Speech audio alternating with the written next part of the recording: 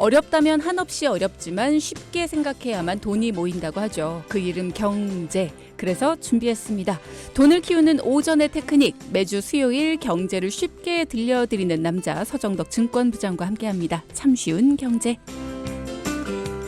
자, 오늘도 동키 여러분에게 어려운 경제 이야기를 쉽게 풀어줄 그분입니다. 정 많고 덕 많은 뉴데일리 서정덕 증권부장 연결돼 있습니다. 안녕하세요. 예, 정 많고 덕 많은 뉴데일리 증권부장 서정덕입니다. 이제 반갑습니다. 목소리에 정과 덕이 묻어납니다. 그걸 어떻게 알아요? 아, 저는 아니까. 아, 예, 반갑습니다. 예. 예. 웃음소리에서도 묻어나네요, 정이. 듬뿍 아이고, 묻어나네요. 돈 필요해요, 요즘에? 아, 왜요? 묻어나는데 왜요? 돈 빌려달라고 그럴 것 같은데. 어렵긴 해요. 자, 참 쉬운 경제. 오늘은 어떤 얘기부터 우리 한번 나눠볼까요?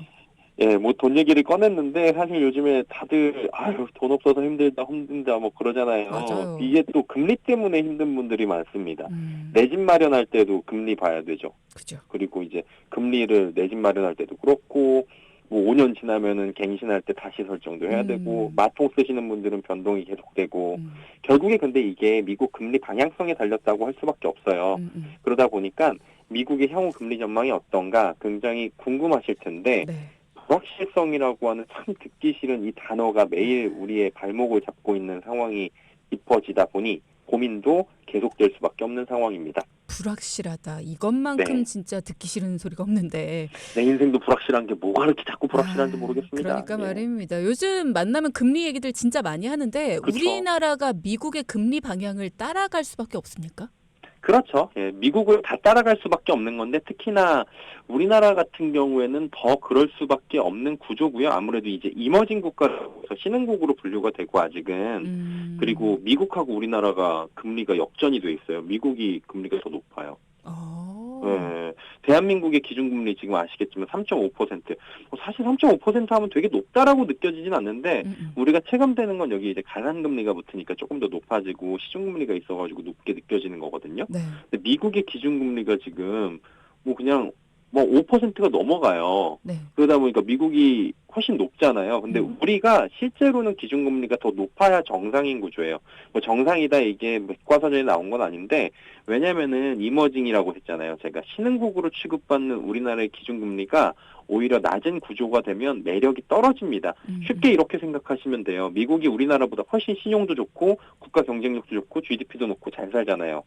그럼에도 불구하고 우리나라한테 미국에서 돈을 맡기고 투자하는 이유는 위험을 감수하는 거예요. 대신 위험을 감수하고 하이 리스크, 하이 리턴.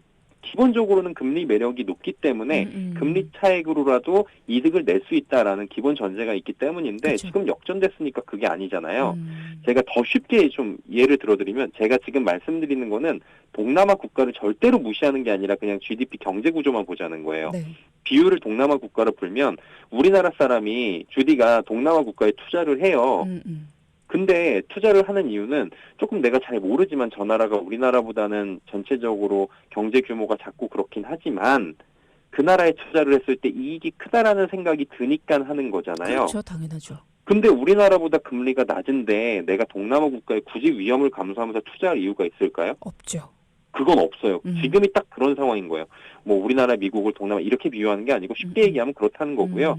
그래서 기준금리가 역전이 되면은 처음에 나오는 얘기가 투자자들의 유출, 그러니까 한마디로 엑시트한다 돈을 빼가는 걸 이렇게 표현하는데 그 우려가 있다라는 거고 네. 그나마 지금 1% 금리가 뭐 2%, 1, 2% 역전 상황인데 이게 장기간 지속되는 와중에도 그래도 잘 버티고 있다 이런 얘기들이 나오고 있는 거고요. 이 상황에서 우리가 굳이 먼저 금리를 내릴 여유가 없다 보니까 미국의 금리 방향성을 우리가 따라갈 수밖에 없고 미국이 내려야 우리도 내릴 만한 여유를 확인해 볼 수 있는 구조가 된다라는 거죠. 말씀하신 것처럼 1% 역전 상황이 지금 제법 오랜 기간 지속되고 있었어요. 네. 그리고 그 기준이 되는 미국의 기준금리가 내린다고 하다가 또 안 내린다고 하고 이렇게 오락가락 하다 보니까 좀 혼란이 커지고 있는 것 같기도 하거든요. 그게 정확한 대목이에요. 작년 연말까지만 해도 분위기가 괜찮았거든요. 그래서 2024년이 들어가면 이제 고금리 시대가 조금 이제 완화가 될 거다. 긴축의 시대가 완화가 될 거다 그랬어요. 그래서 막 예전엔 6번 인하한다? 처음에는 이제 뭐 3번이었는데 음. 시장에서는 대형 IB라고 하죠. 뭐 6번도 있을 수 있다. 4번이다. 이렇게 힘들어진 얘기들을 많이 했어요. 음. 근데 물가가 보니까 1월, 2월, 3월에 하나도 안 잡힌 거예요. 음. 그러다 보니까 오히려 무슨 얘기 나오냐면 야, 금리 이거 올려야 될 것 같은데? 그러다 보니까 불안감이 더 커졌고요. 근데 조금 상황이 그나마 조금 숨통이 트이는 모습이 지난주부터 나타나기 시작한 거예요. 물가가 잡힌 건가요? 근데 그게 하루아침에 물가가 막 잡히고 그러진 않잖아요. 네, 물가가 하루 앞에 말씀해 주신 대로 잡히면 참 좋은데 물고기 잡듯이 그건 응. 아니고요. 물가 지표가 그리고 또 이제 한 번 둔화가 될 수는 있는데 한 번 둔화됐다고 막 바뀌는 건 아니에요. 그렇죠. 미국 이제 중앙은행이라고 하는 연방준비제도가 있잖아요. 네. 여기서 바라보는 지표가 있습니다. 물가 지표가. 우리나라에도 이제 소비자 물가가 얼마예요? 이렇게 나오는 소비자 물가 지수, 영어로 CPI라고 하는데 이 소비자 물가 지수 그리고 PC, 개인 소비 지출이라고 하고요. 그리고 고용 지표 이 세 가지를 굉장히 중요하게 봅니다. 그런데 지난주에 셋 중에 하나 4월에 비농업 부분에 고용자 수가 발표가 됐어요. 근데 생각보다 좀 잘 나왔어요. 잘 나왔다는 게 시장이 원하는 정도로 이렇게 맞춰서 나온 건데요. 비농업 부분의 일자리 수, 한마디로 이제 일자리 개수가 17만 5천 건이 증가를 했습니다. 시장에서는 24만 건을 증가할 것이다 이렇게 예상을 했는데 24만 개가 늘어날 것이라고 생각을 했는데 17만 5천 개밖에 안 늘어났어요. 하회했으니까 오케이. 그리고 실업률도 3.9%가 나왔는데 시장에서는 3.8% 정도로 보고 있는데 실업률도 조금 높네? 라고 생각을 한 거고요. 주간 임금 상승률이라는 게 있어요. 한마디로 임금이 올라가는 퍼센테이지를 말하는 건데요. 이게 0.1% 올라갔거든요. 예상치는 0.2%였습니다. 아니 근데 고용이 악화되면 안 좋은 거 아니에요? 그렇죠. 이게 가장 지금 계속해서 얘기가 나오고 궁금해하시는 대목이긴 해요. 이해가 안 가는 부분이기도 하고요. 네. 근데 원칙적으로는 안 좋아지면 안 좋은 게 맞아요. 근데 지금은 미국 상황이 그게 아니에요. 이제 bad is good news, bad news is good 뭐 이런 얘기들이 나오는데 지금 미국 상황을 보면 강력한 성장세가 있습니다. 매일 잘 나오잖아요. 미국만 잘 살아 이런 얘기 나오고 네. 소비도 굉장히 강해요. 미국은 거기다가 이로 인해서 물가 상승이 일어나고요. 일자리가 넘칩니다. 일자리가 넘치면 어떻게 되냐면 사람들이 아무 데서나 일을 할 수 있어요. 거꾸로 얘기하면 고용을 하는 사람 입장에서는 더 웃돈을 주고 사람을 써야 되는 거예요. 그럼 임금이 올라가죠. 임금이 올라가면 돈 많이 벌면 뭐예요? 깎아 사 먹죠. 소고기 사 먹죠. 맛있는 거 사 먹죠. 늘어나죠. 그러면은 물가 상승이 같이 일어나요. 이게 임금발 인플레라고 하는데 물가 상승이 그렇다면 좀 둔화되려면 일자리도 좀 줄어들어야 되고 뭐 이런 지적이 나왔었어요. 근데 실제로 까보니까 고용 인원이 생각보다 적고 실업률도 높고 임금 상승률도 덜 오르다 보니까 이거 뭐야 고용시장이 서서히 둔화되나 이런 기대감을 갖게 된 거죠. 정리해드리자면 미국 고용 인원이 예상치보다 적었고 실업률도 예상치보다 소폭 높았던 것이고 평균 임금 상승률도 예상치를 밑돌면서 고용이 둔화됐다. 다만 심각 수준은 아니다. 그중에서 조금 전에 말씀드린 게 임금이에요. 네. 아까 말씀드렸다시피 일자리 넘치면 사람 뽑을 때 돈 더 주죠. 그죠. 임금 올라가요. 임금 올라가면은 주디도 이제 물건 사러 가요. 백화점도 가고 그다음에 오늘 월급 탔는데 지난주보다 뭐 몇 퍼센트 올랐으니까 조금 이제 시급 올랐으니까 좀 돼지고기 먹을 거 소고기 조금만 먹어볼까 치즈살도 먹어볼까 이러거든요. 그러면 이제 물건값 오르는 거예요. 그다음에 음식료값 올라가고 그래서 임금발 인플레이션이라고 하는 게 가장 큰 부담이 될 수 있는데 이 부분에 대한 경계감도 다소간의 해소가 된 것으로 지금은 보고 있는 것 같아요. 그렇군요. 근데 아까 말씀해 주신 대로 이거 한 번으로 금리 인하가 된다고 보기는 어렵잖아요. 그렇죠. 연내 금리 인하를 못할 것 같아라는 그게 지금 뭐냐면은 6번 한다 그랬던 게 4번으로 줄었다, 3번으로 줄었다, 막 2번이었다가 갑자기 연내 인상 못할 것 같아. 이런 분위기가 있었어요. 네. 심지어 올릴 것 같아 그랬거든요. 네네. 근데 갑자기 이제 한 번 정도는 할 수 있을 것 같고 2번 정도도 할 수 있겠는데 이런 기대감이 생긴 거예요. 실제로 고용지표가 이렇게 나오다 보니까 미국의 10년만 국채금리 이게 기준이 되거든요. 10년물이라고 우리는 표현을 하는데 이게 4.4% 수준까지 내려왔고요. 9월의 금리 인하 확률도 70%. 이게 이제 8월 매달 나와요. 이제 시카고 그쪽에서 이제 상품거래소에서 CME 패드워치라고 하는데 그쪽에서 매일매일 집계를 하거든요. 그냥 전문가들한테 예상치를. 이게 한 70% 나와요. 그러니까 이건 예상치긴 한데 어디까지나 수치는 변할 수 있긴 하지만 그래도 금리 인하는 할 거야. 연내 한번 하겠지. 이런 기대감이 굉장히 커진 상황 속에서 실제로 금리 인하가 하반기에 이루어진다면 지금 금리는 어떤 금리예요? 최고 금리죠. 그렇죠. 그게 맞는 거잖아요. 그러면은 이에 맞는 투자 방향성을 찾는 곳들이 생기고 그럼 미리 돈이 움직인다 그러면서 이곳저곳으로 돈이 가는 거죠. 근데 이걸 또 봐야 되는 게 연준이라는 곳에 이제 임원들이 있을 거 아니에요. 그죠. 이 투표권을 가지고 있는 이 사람들의 그 얘기도 지금 엇갈리고 있긴 해요. 어떤 인사는 뉴욕 연은 총재는 금리 인하 할 거예요라고 얘기하고 미니애폴리스 연은 총재는 좀 한 번 아니면 오래 못할 수도 있어요. 뭐 이런 얘기 나오고 있어요. 그러다 보니까 다음 주 15일 우리는 쉬지만 15일 날 저녁에 뭐 나오냐면은 소비자 물가 지수 아까 말씀드렸잖아요. 그거 발표가 돼요. 그래서 확인을 조금 더 해야 될 필요성도 당연히 있고 이거 섣부르게 판단하기 좀 어렵습니다. 지금. 물가도 잡히고 금리도 좀 인하되고 그러면 좋은데 이거를 그죠. 다 잡기에는 조금 쉽지 않아 보이긴 합니다. 예. 자, 그럼 다음 얘기도 해볼까요? 어떤 얘기 나눠볼까요? 예. 금리 이야기를 조금만 더 할게요. 오늘 금리 얘기 나왔으니까, 네. 돈 얘기 나왔으니까. 금리 인하가 사실은 필요해요. 지금 어디든지. 네. 가장 시급한 곳이 있는데 중소기업들입니다. 중소기업 자금난 심각하다라는 얘기 많이 나오는데 금리하고도 연관이 있어요? 그렇죠. 기업들은 돈을 쌓아놓고 이렇게 운영을 하는 곳도 있겠죠. 거긴 이제 무량기업이라고 하는데 작은 기업들은 보통 이제 돈을 빌려서 그때 막고 회사채 발행하고 막 이런 식으로 운영을 해요. 한마디로 차입 경영을 많이들 해요. 그렇죠. 근데 이제 대기업에 비해서 중소기업은 돈 빌릴 곳이 마땅치가 않아요. 빌려달라 그러면은 뭐 진짜 신용이 좋은 사람은 잘 빌려주지만 우리 은행 가면 안 되면은 이금융권 가고 똑같은 거거든요. 그러면은 이제 돈을 빌릴 때 어떻게 빌리냐면 웃돈을 주고 빌리는 거죠. 웃돈을 어떤 방식으로 이자를 조금 더 비싸게 지급하고 빌리는 경우가 많습니다. 근데 그마저도 계속 찾아봐도 여의치가 않다 보니까 자금난이 심화되고 있는 거예요. 이게 어느 정도냐면 정부기관이 보증을 해주기도 합니다. 그렇게 채권을 발행해가지고 자금 조달을 하는데 정부가 보증을 해주는데도 7%대예요, 지금. 예, 중소중견기업의 어려움이 커질 수밖에 없는 거죠. 보통 정부가 보증을 해준다 그러면 금리가 굉장히 낮은 걸로 알고 있는데 그럼에도 불구하고 7%면 굉장히 높잖아요. 예. 이자 부담이 어마어마하겠는데요. 맞습니다. 이게 금융투자업계에서 발표가 된 게 있는데 네. 지난달 30일 기준으로 철강 자동차 부품 기업 모 기업이 있는데 만기 1년으로 50억 원의 사모회사채를 발행을 했어요. 네. 이게 금리가 연 7%입니다. 정부가 보증을 했는데 같은 날 중소형 증권사 중에서 이제 모 증권사가 있는데 1년물 사모회사채로 50억 원을 조달했는데 연금리가 7.7% 나왔어요. 왜 이런 거냐면 약간 구조를 봐야 되거든요. 대출 금리의 기준은 우리가 알고 있는 한국은행이 정하는 기준금리도 되겠지만 그것보다는 이제 국고채금리를 대출 기준 금리로 씁니다. 그래서 우리가 대출 금리가 왜 이렇게 비싸 도대체 집 살라고 하는데 뭐 3.5%밖에 이런 얘기가 기준이 국고채 금리이기 때문이에요. 근데 국고채 금리는 실시간으로 움직이고 변화가 되게 크거든요. 네. 이게 최근에 많이 올랐어요. 미국 쪽에서 조금 전에 말씀드렸던 이런저런 이유로 해서. 이게 기준이 오르니까 어떻게 되겠어요?